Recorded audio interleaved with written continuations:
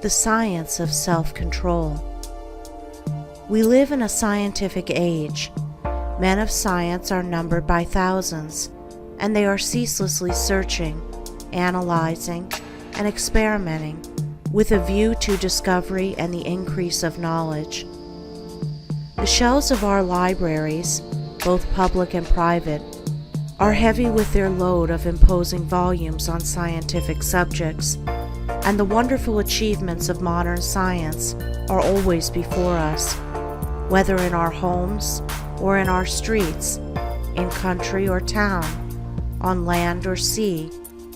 There shall we have before us some marvelous device, some recent accomplishment of science, for adding to our comfort, increasing our speed, or saving the labor of our hands.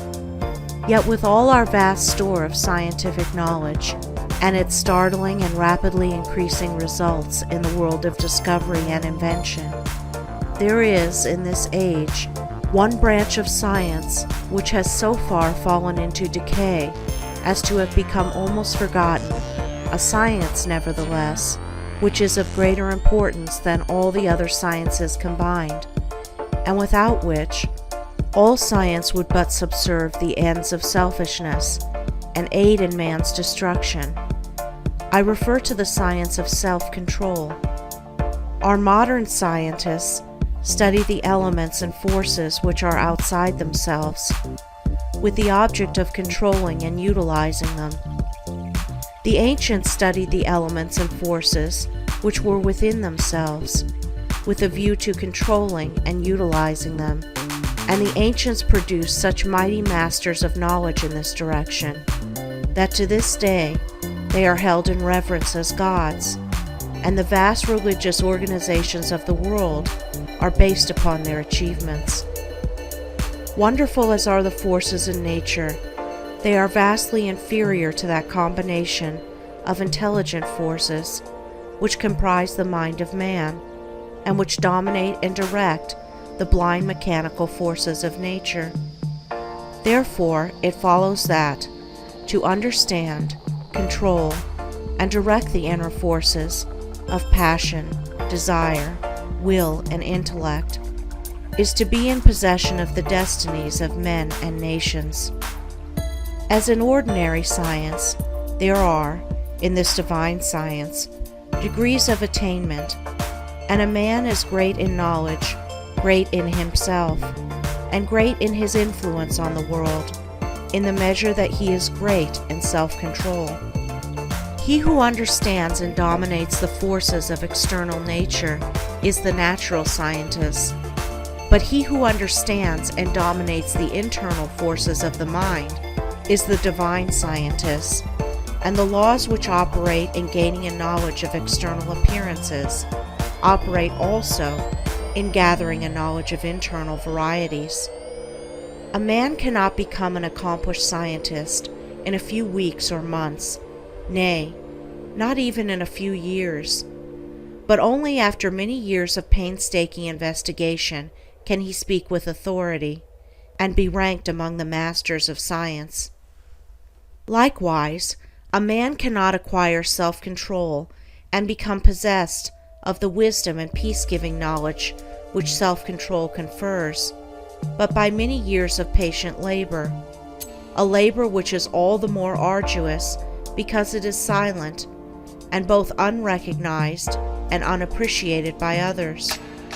And he who would pursue this science successfully must learn to stand alone and to toil unrewarded, as far as any outward emolument is concerned.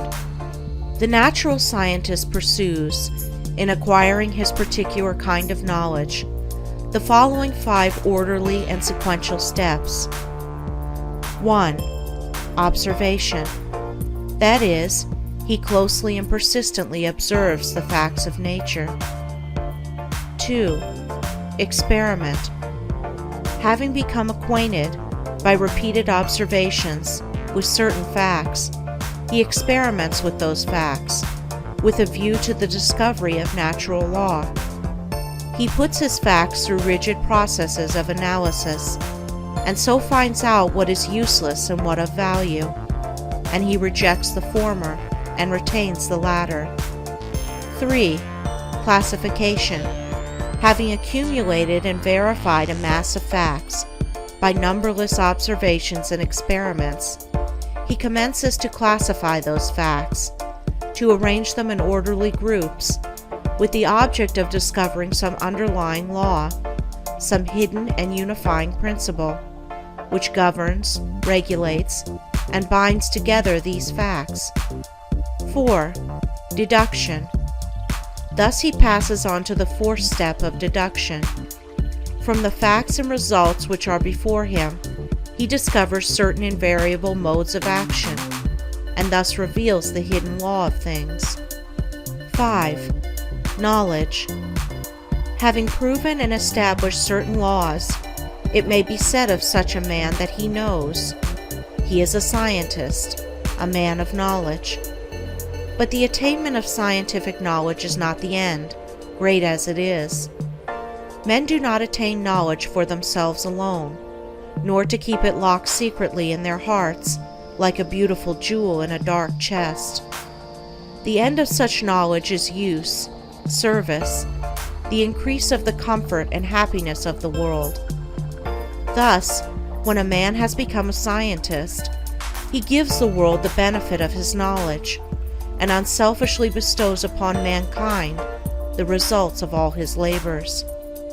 Thus, beyond knowledge, there is a further step of use, that is, the right and unselfish use of the knowledge acquired, the application of knowledge to invention for the common weal.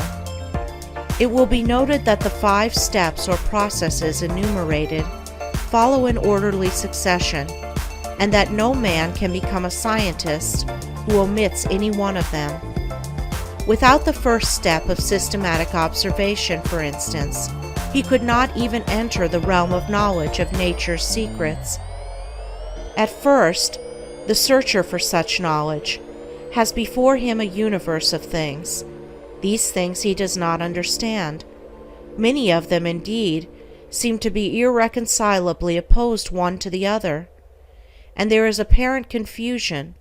But by patiently and laboriously pursuing these 5 processes, he discovers the order, nature, and essence of things, perceives the central law or laws which bind them together in harmonious relationship, and so puts an end to confusion and ignorance. As with the natural scientist, so with the divine scientist, he must pursue, with the same self-sacrificing diligence, 5 progressive steps in the attainment of self-knowledge, self-control. These 5 steps are the same as with the natural scientist, but the process is reversed. The mind, instead of being centered upon external things, is turned back upon itself, and the investigations are pursued in the realm of the mind, or of one's own mind, instead of in that of matter. At first, the searcher for divine knowledge is confronted with that mass of desires, passions, emotions, ideas, and intellections, which he calls himself, which is the basis of all his actions, and from which his life proceeds. This combination of invisible, yet powerful forces appears confusedly. Some of them stand, apparently, in direct conflict with each other, without any appearance or hope of reconciliation. His mind in its entirety, too, with his life which proceeds from that mind, does not seem to have any equitable relation to many other minds and lives about him. And altogether, there is a condition of pain and confusion from which he would fain escape. Thus he begins by keenly realizing his state of ignorance. For no one could acquire either natural or divine knowledge if he were convinced that without study or labor he already possessed it. With such perception of one's ignorance, there comes the desire for knowledge, and the novice in self-control enters upon the ascending pathway, in which are the following 5 steps. 1. Introspection. This coincides with the observation of the natural scientist. the mental eye is turned like a searchlight upon the inner things of the mind, and its subtle and ever-varying processes are observed and carefully noted. This stepping aside from selfish gratifications, from the excitements of worldly pleasures and ambitions, in order to observe, with the object of understanding, one's nature, is the beginning of self-control. Hitherto, the man has been blindly and impotently borne along by the impulses of his nature, the mere creature of things and circumstances. But now he puts a check upon his impulses, and instead of being controlled, begins to control. 2. Self-analysis. Having observed the tendencies of the mind, they are then closely examined and are put through a rigid process of analysis. The evil tendencies, those that produce painful effects, are separated from the good tendencies, those that produce peaceful effects, and the various tendencies, with the particular actions they produce, and the definite results which invariably spring from these actions, are gradually grasped by the understanding, which is at last enabled to follow them in their swift and subtle interplay and profound ramifications. It is a process of testing and proving, and for the searcher, a period of being tested and proved. 3. Adjustment. By this time, the practical student of things divine has clearly before him every tendency and aspect of his nature, down to the profoundest promptings of his mind and the most subtle motives of his heart.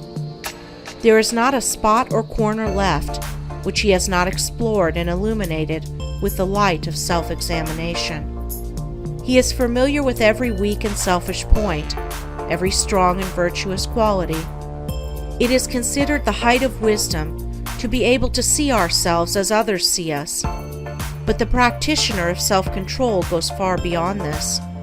He not only sees himself as others see him, he sees himself as he is, thus standing face to face with himself, not striving to hide away from any secret fault, no longer defending himself with pleasant flatteries, neither underrating nor overrating himself or his powers, and no more cursed with self-praise or self-pity. He sees the full magnitude of the task which lies before him, sees dearly ahead the heights of self-control, and knows what work he has to do to reach them. He is no longer in a state of confusion, but has gained a glimpse of the laws which operate in the world of thought, and he now begins to adjust his mind in accordance with those laws. This is a process of weeding, sifting, cleansing. As the farmer weeds, cleans, and prepares the ground for his crops, so the student removes the weeds of evil from his mind, cleanses and purifies it, preparatory to sowing the seeds of righteous actions, which shall produce the harvest of a well-ordered life. 4. Righteousness. Having adjusted his thoughts and deeds to those minor laws which operate in mental activities in the production of pain and pleasure, unrest and peace, sorrow and bliss, he now perceives that there is involved in those laws one great central law, which, like the law of gravitation in the natural world, is supreme in the world of mind, a law to which all thoughts and deeds are subservient, and by which they are regulated and kept in their proper sphere. There is the law of justice or righteousness, which is universal and supreme. To this law he now conforms. Instead of thinking and acting blindly, as the nature is stimulated and appealed to by outward things, he subordinates his thoughts and deeds to this central principle. He no longer acts from self, but does what is right, what is universally and eternally right. He is no longer the abject slave of his nature and circumstances. He is the master of his nature and circumstances.